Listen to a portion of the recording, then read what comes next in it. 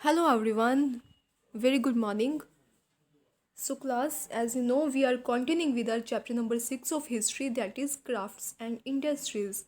Okay so बच्चे इस chapter में अभी तक हमने पढ़ा है कि ब्रिटिश के आने से पहले जो हमारी क्राफ्ट इंडस्ट्री है इंडिया की, वो कैसे काफ़ी ज़्यादा डेवलप्ड थी। ऑलराइट, लेकिन ब्रिटिश के आने के बाद कैसे वो एकदम से क्या कर गई, कोलैप्स कर गई, डेक्लाइन हो गई। और हमने इसके बहुत सारे रीजंस को देखा, लाइक एज इंडस्ट्रियल रेवोल्यूशन का इसके ऊपर क्या इम्पैक्ट हुआ, loss of royal patronage, indifference the British rulers की, कैसे उनकी पॉलिसीज़ में डिफरेंस होने की वजह से ऑलराइट जो हमारी ये इंडस्ट्री थी वो डेक्लाइन कर गई। इसके बाद बच्चे जो हमारा आज का टॉपिक है that is a industrialization in India in the 19th century.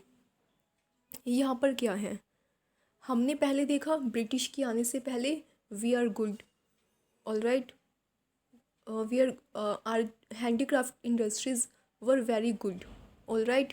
उनके आने के बाद वो कोलैप्स कर गई। बट 19th सेंचुरी में क्या हुआ, इंडिया में इंडस्ट्रियलाइजेशन हुआ, इंडिया में भी नई नई इंडस्ट्रीज सेटअप होने लगी। ऑलराइट, क्यों हुआ, कैसे हुआ, किसने किया, वो सब हम देखेंगे। Alright, the British government attitude to industrial development in India was lukewarm. Lukewarm means ठीक ठाक, ज़्यादा अच्छा ना होना। तो ब्रिटिश गवर्नमेंट है जो बच्चे, उनका इंडिया में इंडस्ट्रियल डेवलपमेंट को लेकर जो एटीट्यूड था वो ठीक ठाक था। मीन्स उनको कोई ज़्यादा पड़ी नहीं थी कि यहाँ पर हमने इंडस्ट्रीज़ बनवानी है। तो ऐसा क्या हुआ कि यहाँ पर इंडस्ट्रियलाइजेशन हुआ। Alright, it did wait a minute establish heavy industries in India as they would become competitors to British industries. वो ऐसा नहीं करना चाहते थे क्या नहीं करना चाहते थे, इंडिया में हैवी इंडस्ट्रीज़ को सेटअप नहीं करना चाहते थे। क्यों? क्योंकि फिर वो वही इंडस्ट्रीज़ उनके लिए कंपटीशन बन जाती। Okay, however revolt of 1857 and growing nationalism movement in India put pressure on British to do so. अब यहाँ पर पॉइंट ये है कि 1857 में जो हमारा रिवोल्ट हुआ था और इंडिया में जो लोग थे उनकी अंदर नेशनलिज्म की फीलिंग जो ग्रो कर रही थी, इस चीज़ ने उनको प्रेशराइज़ किया, फोर्स किया कि वो इंडिया में इंडस्ट्रीज़ सेटअप करें।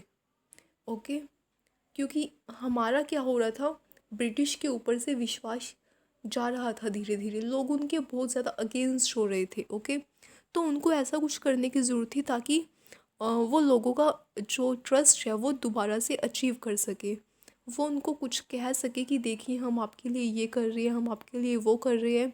ठीक है, तो ये चीज़ इस वजह से उनको क्या करना पड़ा, इंडस्ट्रीज़ को सेटअप करना पड़ा। The recurring famines in India forced the British to set up Famine Commission in 1800.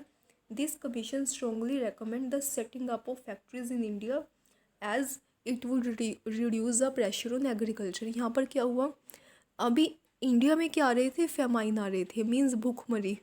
Alright, तो ब्रिटिश गवर्नमेंट को क्या करना पड़ा, फोर्सफुली एक फेमाइन कमीशन इस्टेब्लिश करना पड़ा। वो फेमाइन कमीशन उन्होंने का क्या काम था, वो उनको सुजेस्ट करे कि ये सब चीज़ें क्यों हो रही हैं और इसको सही करने का तरीका क्या है। तो फेमाइन कमीशन ने उनको यही सुजेस्ट किया कि आप इंडिया में इंडस्ट्रीज़ को इस्टेब्लिश कीजिए, जिससे क्या होगा, जो एग्रीकल्चर है उसके ऊपर से प्रेशर थोड़ा कम होगा। मीन्स लोग एग्रीकल्चर से निकल कर इंडस्ट्रीज़ में आएंगे, वहाँ पर काम करेंगे। ऑलराइट, लोगों की इनकम बढ़ेगी। तो ये जो फेमाइंस वगैरह हैं, लोगों को जो इनकम लेवल है उनका वो इंक्रीज़ होगा। ओके, तो ये सब चीज़ें थी। A separate department of commerce and industry was establish by Lord Curzon. ये सब हुआ यहाँ पर। ओके, इसके अलावा यहाँ पर ये भी कहा जाता है कि जो महात्मा गांधी ने स्वदेशी मूवमेंट स्टार्ट की थी कि इंडिया में इंडिया का ही सामान खरीदा जाएगा, हम ब्रिटिश गुड्स नहीं खरीदेंगे। ठीक है, ऐसे एक मूवमेंट महात्मा गांधी ने स्टार्ट की थी। इसका भी बहुत ज़्यादा इम्पैक्ट हुआ ब्रिटिश के ऊपर कि उन्हें ये काम करना पड़ा। ऑलराइट, तो इसी के साथ कहा जाता है कि इंडिया में क्या स्टार्ट हुआ, the beginning of modern Indian industry. यहाँ पर हुई बच्चे इंडिया में मॉडर्न इंडस्ट्रीज़ होती हैं जो, उनकी बिगिनिंग। इंडस्ट्रीज़ हमारे यहाँ पर पहले भी थी, ठीक है, ब्रिटिश के आने से पहले भी थी, but these are the traditional. अब हमारे यहाँ पर हो रही थी मॉडर्न इंडस्ट्रीज़ डेवलप। मीन्स हम यहाँ पर बड़ी बड़ी मशीन्स, न्यू टेक्निक्स यूज़ करके मैन्युफैक्चरिंग कर रहे हैं। ऑलराइट, तो मॉडर्न मेथड्स यहाँ पर प्रोडक्शन के यूज़ किए जाते थे, अलग अलग मशीन्स यूज़ करके लार्ज स्केल इंडस्ट्रीज़ थी सेटअप की गई। जितनी ज़्यादा लार्ज स्केल इंडस्ट्रीज़ होंगी उनके लिए उतनी ही ज़्यादा मशीनरी चाहिए होगी, तो उन मशीन्स को बनाने का काम किया शुरू किया गया इंडिया में, ठीक है। उन मशीन्स को चलाने के लिए हमें एनर्जी चाहिए, हमें इलेक्ट्रिसिटी चाहिए, तो इलेक्ट्रिसिटी प्रोड्यूस की गई। अब जैसे हमारे पास मान लीजिए टेक्सटाइल इंडस्ट्री है, कपड़े बनाने की, कपड़े बनाने के लिए हमें कॉटन चाहिए, ठीक है। अब कॉटन जो हमने ग्रो की हुई है अपने एग्रीकल्चर में, उसको इंडस्ट्री तक पहुंचाना है। उसके लिए हमें क्या चाहिए बच्चे? ट्रांसपोर्ट सिस्टम चाहिए, हमें रेलवेज़ चाहिए, हमें शिप्स चाहिए। रेलवेज़ कहाँ पर चलेंगी? रेलवे ट्रैक पर चलेंगी, तो उनको वो रेलवे ट्रैक्स भी बनाने पड़ेंगे। अगर वो ट्रक वगैरह में भेज रहे हैं तो उनको रोड्स बनवाने पड़ेंगे, ठीक है। तो ये सब उनको करना पड़ा, उनको रेलवे भी बनाने पड़े, रेलवे ट्रैक्स भी बनाने पड़े, स्टेशंस भी बनाने पड़े, रोड्स भी बनाने पड़े, ठीक है। ये सब कुछ उनको करना पड़ा इंडिया में। इसके बाद उनको मार्केट कि वो प्रोडक्ट्स वो बेचे कहाँ पे, ठीक है। तो मार्केट्स भी हमें अवेलेबल करवाए उन्होंने। इसके बाद कम्युनिकेशन सिस्टम लाइक एज अगर यहाँ पर एक इंडस्ट्री है, यहाँ पर एक इंडस्ट्री है, मीन्स हमारे पास अलग अलग अगर ऑफिसेज हैं तो उनमें कम्युनिकेशन करने के लिए हमें ज़रूरत है चीज़ों की। तो उन्होंने क्या किया, पोस्टल सर्विसेज यहाँ पर स्टार्ट की, टेलीग्राम सर्विसेज यहाँ पर स्टार्ट की, ताकि हम एक दूसरे से आसानी से इजीली बात कर सके। ऑलराइट, तो इस तरह से इंडिया में क्या हुआ, एक चीज़ की होने की वजह से उसके पैरेलल काफ़ी चीज़ें इंडिया में अच्छी होने लगी। ये सारा कुछ इंडिया में होने लगा। ऑलराइट, और इसी चीज़ को कहते हैं बच्चे the beginning of modern Indian industries. Alright, अब यहाँ पर आप देख सकती हो what have we have here, wait a minute. British money was largely invested in factories and mines. British की जो मनी थी वो बहुत ज़्यादा इनमें क्या हो रही थी, इन्वेस्ट हो रही थी। Investor bullet jute factories in Kolkata, cotton mines in Kanpur. This was followed by metal works, coal mines and oil wells. तो ये सारी चीज़ें उनको बनानी पड़ी। मीन्स ऐसा नहीं था कि कुछ फैक्ट्रीज़ बनाकर काम चल जाएगा। उन फैक्ट्रीज़ में मैंने अभी आपको बताया, उन फैक्ट्रीज़ को चलाने के लिए इलेक्ट्रिसिटी चाहिए, ठीक है। तो उनको कोल माइंस बनानी पड़ी। कोल हमें क्यों चाहिए? इलेक्ट्रिसिटी जनरेट करने के लिए चाहिए। तो ये सारी चीज़ें उनको पैरेलली यहाँ पर करनी पड़ी। इसके बाद बच्चे हमारे पास एक और रीज़न है कि उनको ये सब करना पड़ा, यहाँ पर जो बताया गया है। When world war one broke out in 1914, हमने पहले भी बात की थी वर्ल्ड वॉर वन की। 1914 में ब्रिटिश का क्या चल रहा था, दूसरी कंट्रीज़ के साथ वर्ल्ड वॉर चल रहा था, ठीक है। जब इसमें क्या हुआ, सारे के सारे जो ब्रिटेन के लोग थे, इंडस्ट्रीज़ में काम करते थे, उनको लड़ाई करने के लिए, वॉर लड़ने के लिए जाना पड़ा। तो उनकी जो प्रोडक्शन थी बिल्कुल बंद हो गई थी। अब उनको सामान चाहिए अपनी मिलिट्री में, जैसे जो भी उनके सोल्जर्स वगैरह हैं उनको डिफेंस के लिए सामान चाहिए, उनको कपड़े चाहिए पहनने के लिए, बहुत सारी चीज़ें चाहिए। अब ब्रिटेन में तो कुछ भी बन नहीं रहा है, तो वो सारी चीज़ें कहाँ से लेंगे? वो सारी चीज़ें वो इंडिया से लेंगे। इंडिया में अब मैन्युफैक्चरिंग हो नहीं रही थी, इंडस्ट्रीज़ है नहीं रही थी, तो उनको इसी वजह से क्योंकि वर्ल्ड वॉर वन चल रहा था उनको, और ये जो वॉर है वो 4 साल तक चला, इसीलिए उनको क्या करना पड़ा, इंडिया में इंडस्ट्रीज़ वगैरह इस्टेब्लिश करनी पड़ी, वहाँ पर सब कुछ बनाना पड़ा, ताकि वो उसकी सप्लाई क्या कर सके, अपने यूरोप में कर सके। तो इसका एक प्लस पॉइंट ये हुआ कि इंडिया में सारी इंडस्ट्रीज़ तो सेटअप हो रही थी, साथ में हमें एक मार्केट भी मिल गई कि हमें वो चीज़ें बेचनी कहाँ पर है। लेकिन हाँ ये था कि हमें उसका प्राइस बहुत कम मिलता था।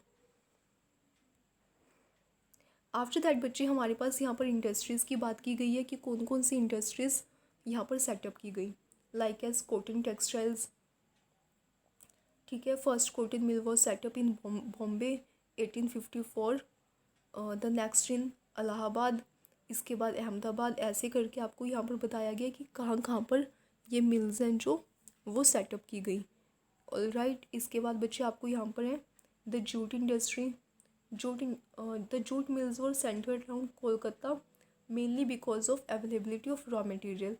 अब बच्चे जो भी हमारी इंडस्ट्री ओपन हो रही है, अगर हमने कोई टेक्सटाइल इंडस्ट्री ओपन की है जहाँ पर कॉटन के कपड़े बनते हैं, तो वो इंडस्ट्री वहाँ पर बनेगी जहाँ पर कॉटन ग्रो की जाती है, जहाँ पर कॉटन का एग्रीकल्चर किया जाता है। ओके, अब जूट इंडस्ट्री की बात करें, जूट इंडस्ट्री को कहाँ पर सेटअप किया गया? कोलकाता में।